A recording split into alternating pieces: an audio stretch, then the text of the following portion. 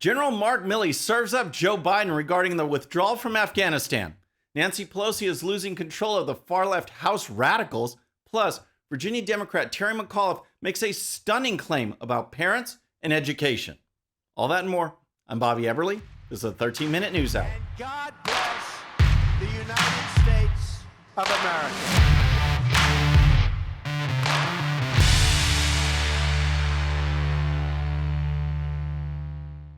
Okay, friends, welcome to the show. Happy Wednesday. I hope you're having a great week. If you're new to the show, thank you so much for tuning in. We're going to start with Chairman of the Joint Chiefs, Mark Milley, Defense Secretary Lloyd Austin, and the testimony they gave to the Senate, which is just stunning.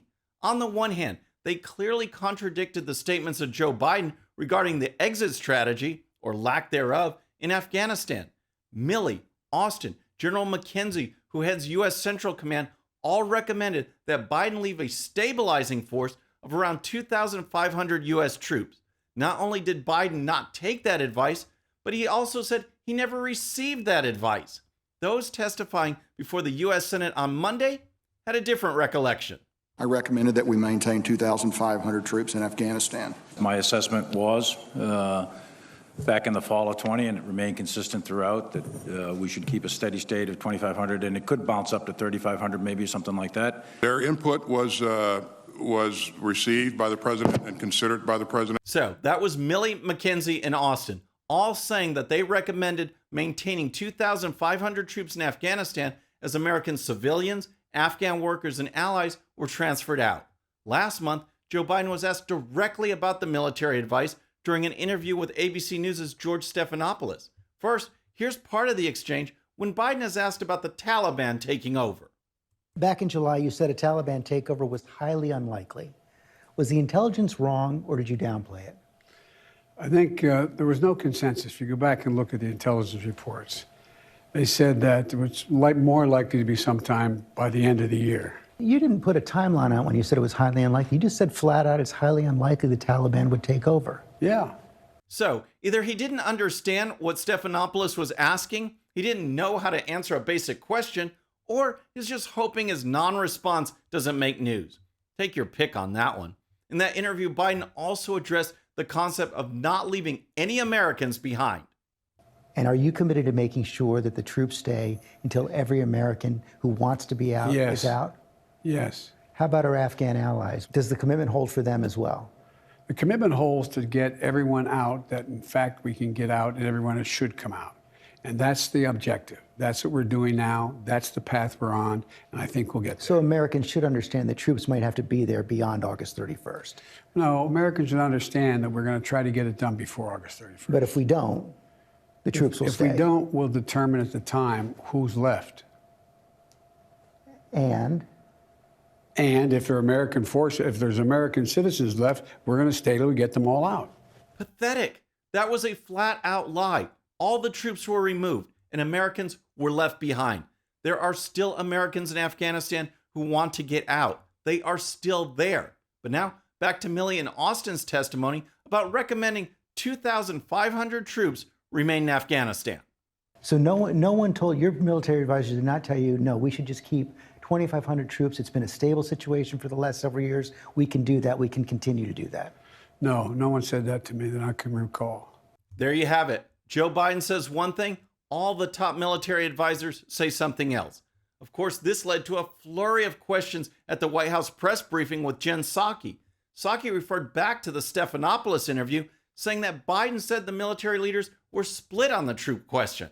However, if you watch the interview, Biden indicated that there was some division from military folks on the timeline of the withdrawal. Biden seemed a little bit confused, like he usually does, so that's when Stephanopoulos asked again directly in the clip I just played. It's a complete mess. Biden says one thing, the DoD leaders say something else. Clearly, they are both trying to throw each other under the bus. The Pentagon brass do not think Biden is in control, and they are trying to not go down with the ship. Did Biden flat out lie to the American people? Did Biden execute a plan that went against military advice and caused Americans to lose their lives and others to be left behind? That's one side of things. On the other, Biden is showing no leadership at all. There is no accountability for the situation in Afghanistan. Recall Lieutenant Colonel Stuart Scheller, who posted a video blasting military leaders for the handling of the Afghanistan withdrawal. He was relieved of his command. Now he's in jail.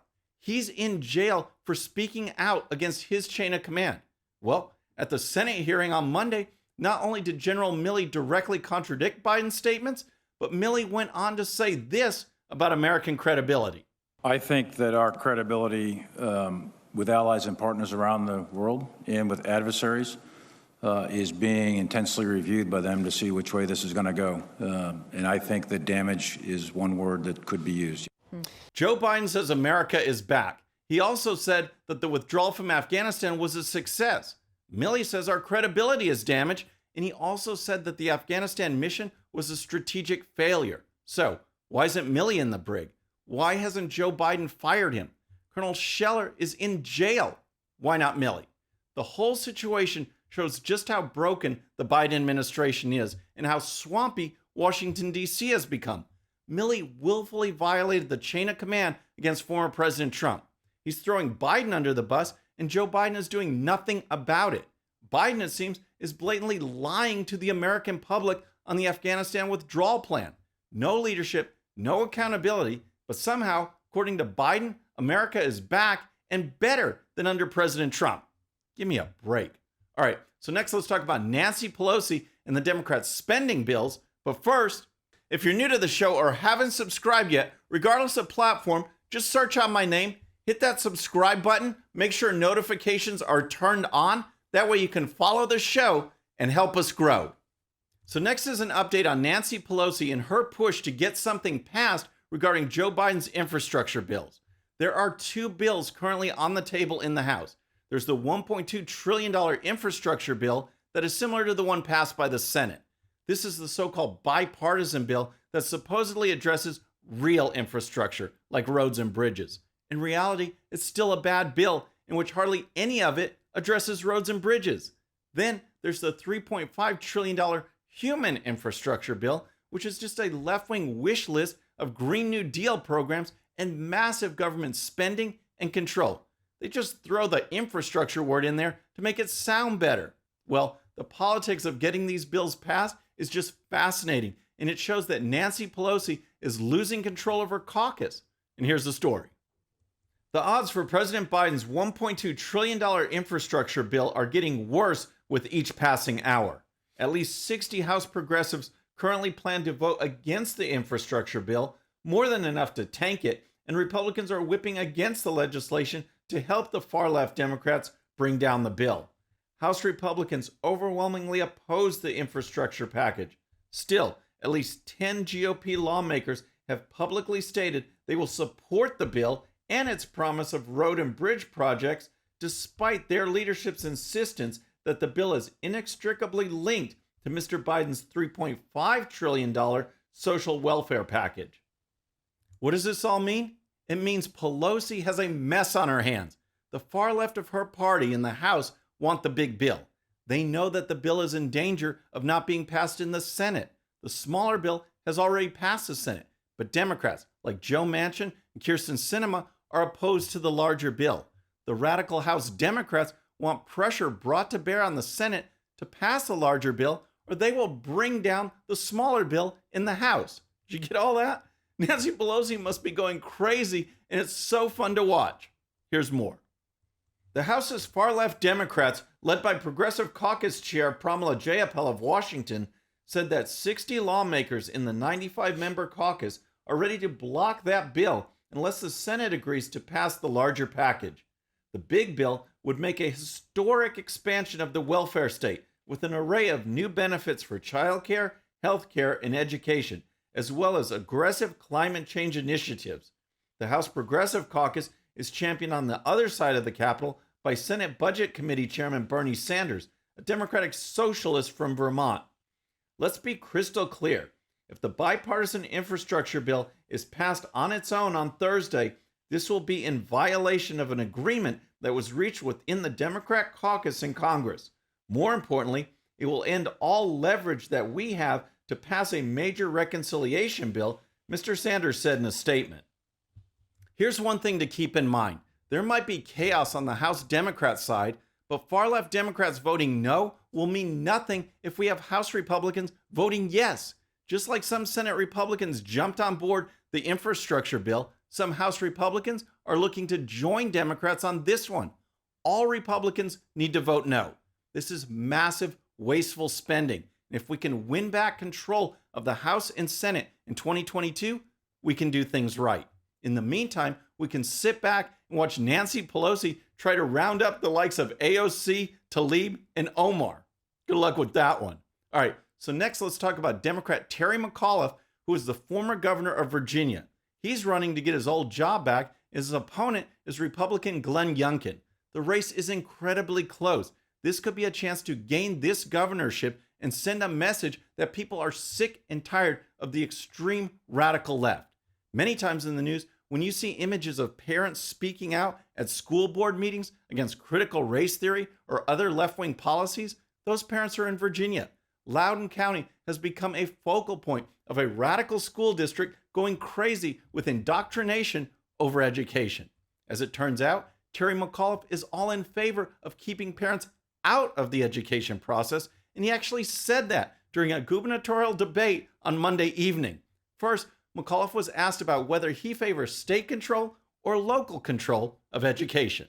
Mr. McAuliffe, your campaign website promises you will implement the Virginia Department of Education's new model policy to protect transgender students. Now, that's a policy that allows students to use the restroom and locker room that matches their gender identity and requires school employees to address students by their chosen pronoun. But in the last debate, you said it should be up to local school districts to be able to create their own policies. So which should it be, statewide protection or local choice? I like locals having input, obviously, on such an important issue, but the state will always issue guidance, as we do from the Department of Education.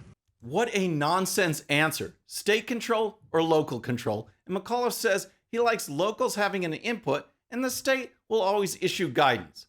Local input, state guidance, and that is how you dodge the actual question of control. Youngkin then addressed education and the parents' role in determining what is and is not taught to Virginia students. What we've seen over the course of the last 20 months is our school systems refusing to engage with parents. In fact, in Fairfax County this past week, we watched parents so upset because there was such sexually explicit material in the library they had never seen. It was shocking. And in fact, you vetoed the bill that would have informed parents that they were there. You believe school systems should tell children what to do. I believe parents should be in charge of their kids' education. Great comments by Youngkin for not only making the case for parental involvement, but also pointing out that McAuliffe voted against parental rights in education. McAuliffe then responded by doubling down and basically saying, yep, that's right. So first of all, this shows how clueless Glenn Youngkin is. He doesn't understand what the laws were because he's never been involved here in helping Virginia. But it was not. The parents had the right to veto books, Glenn, not to be knowledgeable about it, also take them off the shelves. And I'm not going to let parents come into schools and actually take books out and make their own decision. You vetoed it. So, yeah, I stopped the bill that I don't think parents should be telling schools what they should teach. I don't think parents should be telling schools what they should teach. That's what McAuliffe just said. Parents pay the bills. Parents pay the salaries. Parents should definitely call the shots. McAuliffe's response is just a classic case of saying the government is in control. The government knows better. The government will tell you what to do, so sit down and be quiet. Is it any wonder this race is so close? People are sick and tired of this attitude, and the way to fight back in Virginia is to make sure McAuliffe doesn't win. All right, so next, guess who the next group is who is facing termination for not getting vaccinated? U.S. Border Patrol agents. That's right. These men and women are understaffed, overworked, and are now being threatened with being fired by the Biden administration if they don't get vaccinated. Here's the story. A whistleblower has alleged the Biden administration ordered U.S. Border Patrol agents to get vaccinated by November or else face termination, even as thousands of coronavirus-positive migrants stream across the porous southern border. In a letter addressed to DHS Chief Alejandro Mayorkas on Tuesday, Representative Jim Jordan, ranking member of the House Judiciary Committee, and Representative Tom McClintock asked why agents at the southern border are now being ordered to get vaccinated or face termination during a difficult crisis. The situation at the southern border is out of control, and Joe Biden is making it worse by these vaccine mandates. The height of all hypocrisy is that the massive flood of illegal border crossers are not required to be vaccinated, and Jordan and McClintock made sure to bring that point up in their letter. Jordan and McClintock's letter concluded by noting the outrageousness of demanding that agents at the southern border get vaccinated while allowing migrants into the country who have coronavirus. It is simply unbelievable that the Biden administration will allow COVID-positive illegal aliens to surge across the border, but will terminate dedicated law enforcement officers who do not comply with Biden's mandate, it said. The Biden administration is willfully allowing illegal aliens to just walk right into the country and then disappear. They are allowing this to happen. Not only that, they are encouraging it. And then on top of that, there is an arrogance that emerges when anyone questions anything about Biden as a complete failure to lead. It's a requirement for people at a business with more than 100 people. It is not a requirement for migrants at the southern border. Why? That's correct. Go ahead. Don't question us. We are in charge. It sounds like McAuliffe's response during the debate. The Democrats and those on the left seem to conveniently forget that government has no inherent power. It only has the power we give it. We've given it too much, and it's time to take it back. Friends, that's our show for today. I hope you enjoyed it. And don't forget, if you're new to the show or haven't subscribed yet, regardless of platform, just search out my name, hit that subscribe button, make sure notifications are turned on. That way you can follow the show and help us grow. Thank you so much for tuning in. Our next show is going to be Friday evening at the usual time, 6:30 p.m. Central. Until then, I'm Bobby Eberle. This is a 13-minute news hour.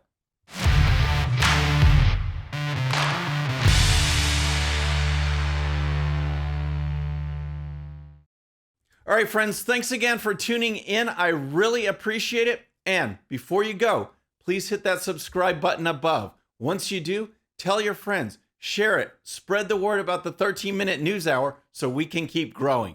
And for more great content, check out these videos right here, and I'll see you next time.